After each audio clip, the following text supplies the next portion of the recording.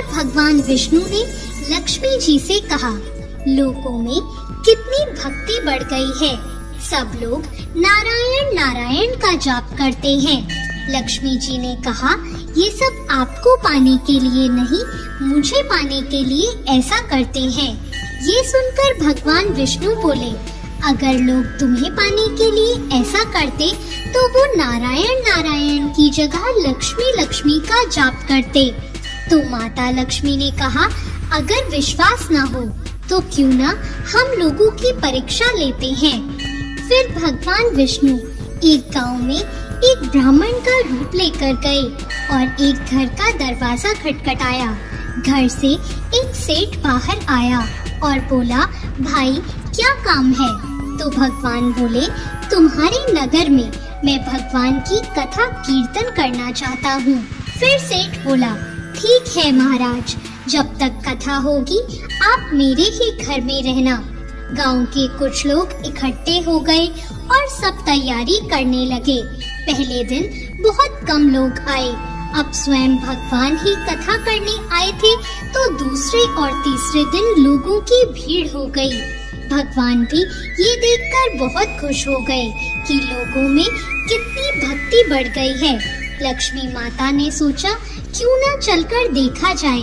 लक्ष्मी माता एक बूढ़ी औरत का रूप लेकर उस नगर में पहुंची। वहाँ एक महिला अपने घर का ताला बंद कर रही थी। माता ने उससे कहा, बेटी जरा पानी पिला दे।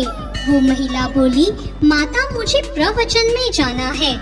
माता लक्ष्मी ने कहा, बेटी थोड़ा पानी पिला दे, बहुत प्यास लगी है। वो महिला जाकर एक लोटा पानी ले आई।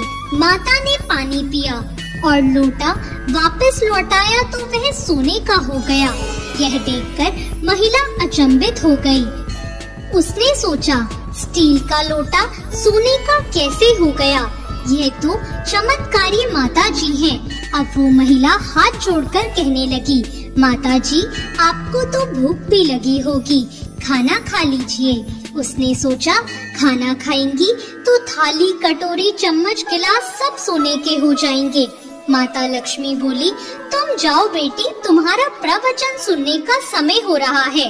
वो महिला फिर प्रवचन में गई, लेकिन वहाँ जाकर आसपास की सभी औरतों को उसने ये बात बता दी। अगले दिन से लोगों की संख्या कम हो गई।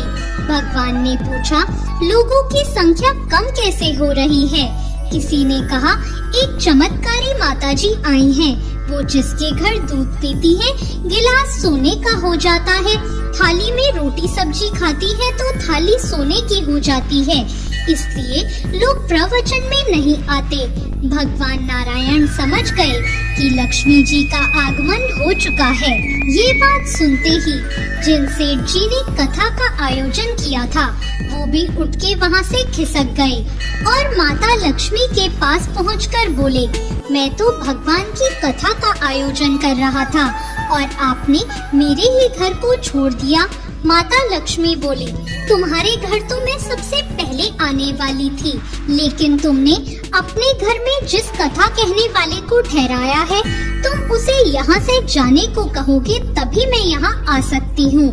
उन्होंने कहा, बस इतनी सी बात, अभी मैं उनकी व्यवस्था धर्मशाला के कमरे में करवा देता हूँ। जैसे ही भगवान कथा कह के सेठ जी के घर आए तो सेठ जी बोले, अपना बिस्तर बांधो, मैंने आपकी सारी व्यवस्था धर्मशाला में कर दी है। तो वो महाराज बोले, अभी तो 2-3 दिन बचे हैं कथा के, यहीं रहने दो मुझे। सेठ जी बोले, नहीं नहीं, आप यहाँ से जल्दी जाओ, मुझे और कुछ नहीं सुनना, मुझे यहाँ अपने किसी और मेहमान को ठहराना है। इतने में लक्ष्मी जी आई और सेठ जी से बोला, आप थोड़ा बाहर जाइए, इनसे तो मैं ही बात कर लेती हूँ। माता लक्ष्मी जी भगवान विष्णु से बोली, प्रभु अब तो मान गए ना? भगवान नारायण बोले, हाँ लक्ष्मी, तुम्हारा प्रभाव तो है, लेकिन एक बात तुम्हें मेरी भी माननी पड़ेगी। तुम यहाँ तभी आई जब संत के रूप में मैं यहाँ आया। संत जहाँ कथा करेंगे वहाँ लक्ष्मी का निवास जरूर होगा। यह कहकर नारायण भगवान ने वैकुंठ के लिए विदाई ले ली। अब प्रभु के जाने के बाद सेठ जी के घर सभी गांव वालों की भीड़ हो गई। सभी चाहते थे कि वो माता जी सबके घर बारी बारी से आएं। लक्ष्मी जी ने सेठ और बाकी गांव वालों को कहा, अब मैं भी यहाँ से जा रही हूँ। सभी को हैरानी हुई। माता ने कहा, मैं वही रहती हूँ जहाँ भगवान नारायण का वास होता है। आपने तो उन्हें यहाँ से निकाल दिया, फिर मैं यहाँ कैसे रह सकती हूँ? यह कहकर वो भी वहाँ से चली गई। जहाँ परमात्मा का वास है वहाँ माता लक्ष्मी का वास होता है।